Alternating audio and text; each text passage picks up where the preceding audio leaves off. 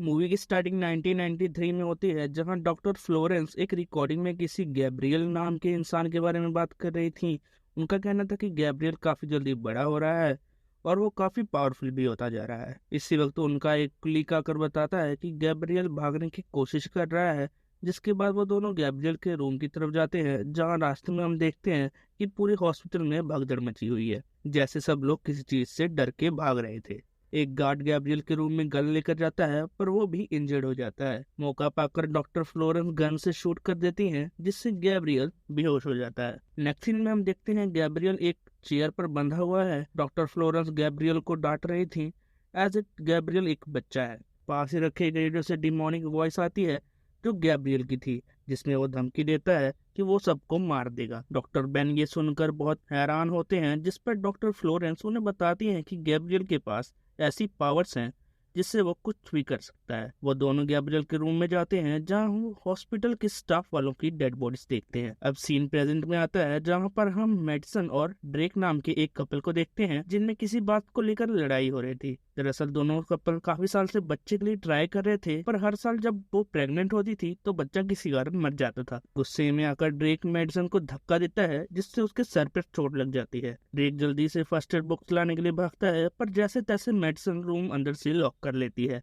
दरअसल ड्रेक एक abusing husband था, जो छोटी छोटी बातों पर मेडिसन को मारता रहता था। ड्रेक के कहने पर भी मेडिसन दरवाजा नहीं खोलती और ड्रेक को सोफा पर भी रात को सोना पड़ता है। ड्रेक रात को सोफा पर सो रहा होता है, उसे लगता है कि आसपास कोई है। ड्रेक को चेक करने के लिए किचन में जाता है। तभी हम ड्रेक के पीछे एक ब्लैक शैडो देखते हैं, जो ड्रेक पर हमला कर देती है। तभी मेडिसन की आंखें खुलती हैं और यह हमला वाली बात शायद उसकी नाइटमेयर था। मेडिसन चेक करने नीचे आती है, जहाँ उसे ड्रेक की आधी सर कटी हुई बॉडी मिलती है, और वो डार्क शैडो वहीं पर थी जो मेडिसन पर अटैक करने के लिए आगे बढ़ती है। मेडिसन रूम में अपने जाकर रूम बंद कर लेती है, बट वो डार्क शैडो धक्का मार के डोर को तोड़ देती है और मेडिसन नीचे गिर के बेहोश हो जाती है। नेक्स्ट सीन में हम मेडिसन को एक हॉस्पिटल में देखते हैं, जिससे मिलने उसकी सिस्टर सिडनी आती है। सिडनी बताती है कि इस एक्सीडेंट में उसके पेट में पल रहा बच्चा मर गया है और ड्रेक भी बच नहीं पाया। मेडिसन को मिलने डिटेक्टिव शॉ आते हैं, लेकिन शॉक के कारण मेडिसन उनके सवालों के जवाब नहीं दे पाती। ऐसे में डिटेक्टिव शॉ और इंस्पेक्टर मॉस फोरेंसिक लैब में जाते हैं, क्योंकि ड्रेक की बॉडी पर किसी के फिंगरप्रिंट्स मिले थे, and it is might be possible कि मेडिसन ने ही ड्रेक को मार दिया है, क्योंकि ड्रेक मेडिसन को बुरी तरह ट्रीट करता था। एनीवे सिडनी मेडिसन को उसके घर ड्रॉप कर देती है और रात को मेडिसन विंडो से उसी ब्लैक शैडो को देखती है, जिससे घबरा कर वो डोर्स लॉक करने लगती है और लाइट्स वगैरह बंद करने लगती है। लेकिन एक डोर अपने आप खुल जाता है, जिससे डर कर मेडिसन अपने रूम में छुप जाती है।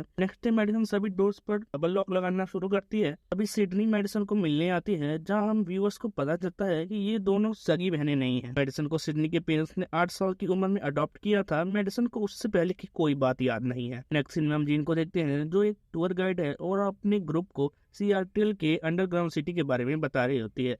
टूर खत्म होने के बाद जब ग्रुप पे करके चला जाता है, तब वहाँ की लाइट्स फ्लिकर करने लगती हैं। तभी जीन को वहाँ अजीब सा क्रिएचर दिखता है, जो जीन को हमला करके बेहोश कर देता है। जब जीन को होश आता है, तो वो अपने आप को एक बंधा हुआ पाती है। पास में रेडियो में आवाज आ रही थी, तो हमें मूवी की स्टार्टिंग में सुनी थी। इसका मतलब ये कि क्रिएचर कोई और नहीं, गैब्रियल ही था। गैब्रियल जीन को कहता है कि मैं तुम्हें जल्दी मार दूंगा, पर इससे पहले डॉक्टर फ्लोरेंस को निपटाना होगा। फ्लोरेंस को उनके घर में देखते हैं, जहां उनको एक कॉल आती है जो गैब्रियल की ही थी। गैब्रियल उनको वही पुरानी बातें याद कराता है, पर फ्लोरेंस को कुछ समझ नहीं आता। कॉल कट होने के बाद फ्लोरेंस एक फाइल निकालती है, जिसमें एक छोटी बच्ची की फोटो होती है। दूसरी तरफ मेडिसन अपने घर में कपड़े धोने जाती है कि तभी वॉशिंग मशीन में उसको डॉक्टर फ्लोरेंस का फेस दिखता है, और आसपास की सराउंडिंग डॉक्टर फ्लोरेंस के घर में टर्न होने लगती हैं। मेडिसन यहाँ गैब्रियल को देखती है, जो बड़ी बेरहमी से डॉक्टर फ्लोरेंस को मार डालता है, और मेडिसन चीखने पर उसका विजन खत्म हो जाता है। एट दिस पॉइंट उसके सर में ब्लीडिंग होनी शुरू हो जाती है। नेक्स्ट सीन में हम डिटेक्टिव शॉ और मॉस को डॉक्टर फ्लोरेंस के घर पर देखते हैं,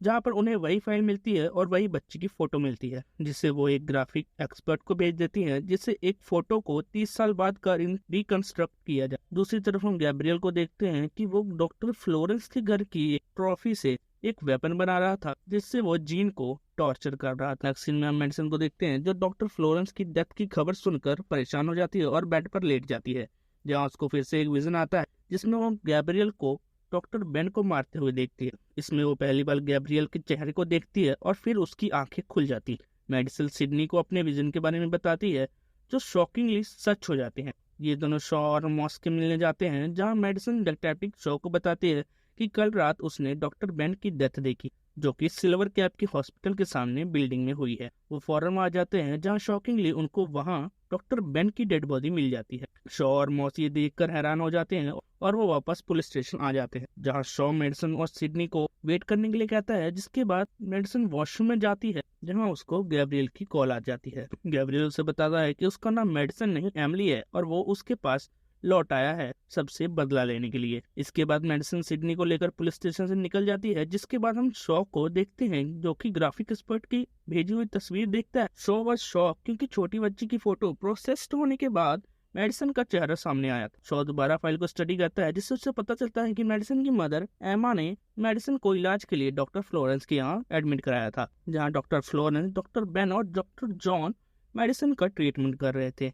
यहाँ डॉक्टर फ्लोरेंस और डॉक्टर बेन मर चुके हैं और डॉक्टर जॉन ही बचे हैं, जो शॉ को कुछ बता सकते हैं। दूसरी तरफ सिडनी और मेडिसन अपनी मॉम एमा के पास जाती हैं, जहाँ एमा उनको बताती है कि बचपन में मेडिसन का एक इमेजिनरी फ्रेंड था जिसका नाम गैब्रियल था। इसके बाद मेडिसन को विजन आता है, जहां वो डॉक्टर जॉन को देखती है, जिससे गैब्रियल मारने वाला। तभी शॉ वहां पहुंच जाता है और दोनों में हाथापाई हो जाती है। शॉ गन से शूट करता है, पर किसी तरह गैब्रियल वहां से भाग निकलता है और मेडिसन का विजन यहीं पर खत्म हो जाता है। नेक्स्ट डे शॉ और मॉस एक साइकेट्रिक के साथ मेडिसन के घर जाती हैं और मेडिसन को पुरानी बातें याद कराने की कोशिश करती हैं। थेरेपी के वक्त मेडिसन बताती है कि गैब्रियल की गलती की वजह से मेडिसन को डांट पड़ती थी। एक बार की बात है कि मेडिसन को गैब्रियल की कॉल आती है, जिसमें वो मेडिसन को नाइफ से केक कट करके अपनी मॉम को देने को कहता है। लेकिन अचानक मेडिसन को होश आता है और वो देखती है कि केक की जगह एमा का पेट था। गैब्रियल मेडिसन को कहता है कि उससे एमा पर अटैक करके उसके पेट में पल रहे बच्चे को मारना होगा। तभी एमा की आंखें खुल जाती हैं और एमा मेडिसन को देखकर चिल्लाने लगती है और प्रेजेंट में हम मेडिसन को भी चिल्लाते हुए देखते हैं। नेक्स्ट सीन में हम जीन को देखते हैं, जो अपने आप को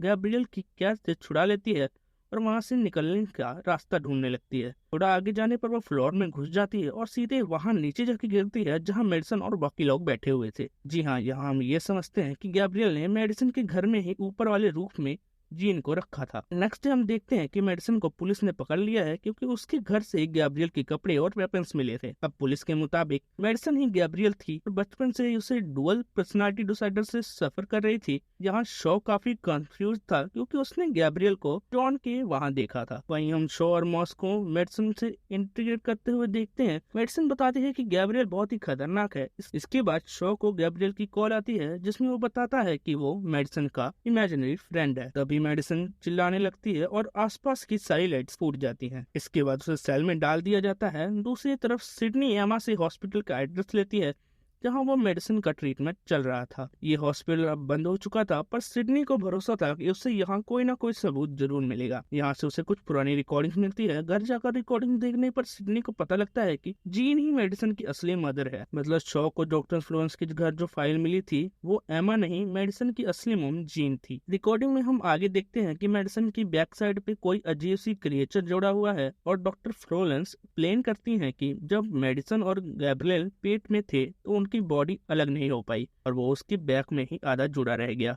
अब वो और गैब्रियल सेम ब्रेन और सेम स्पेन शेयर करते हैं। डॉक्टर फ्लोरेंस बताते हैं कि गैब्रियल एक सुपरनैचुरल लड़का है, जो अपने पावर से आसपास की रेडियो फ्रिक्वेंसीज को कंट्रोल कर सकता है। फिर एक दिन गैब्रियल मेडिसिन पर कंट्रोल करके हॉस्पिटल स्टाफ पर हमला करता है, जो हमें मूवी की स्टार्टिंग में दिखाया जाता है। और डॉक्टर फ्लोरेंस जिस मुसीबत को खत्म करने की बात कर रही थी, वो गैब्रियल ही था। इसके बाद वो सर्जरी करके गैब्रियल को मेडिसिन से हमेशा के लिए अलग कर देती है, पर वो गैब्रियल का ब्रेन मेडिसिन से अलग नहीं कर पाती, क्योंकि ऐसा करने पर मेडिसिन की जान जा सकती थी। इसके बाद सिडनी शॉ के पास जाने लगती है और हम देखते हैं कि सेल में बाकी प्रिजन्स मेडिसिन को मारने लगती हैं।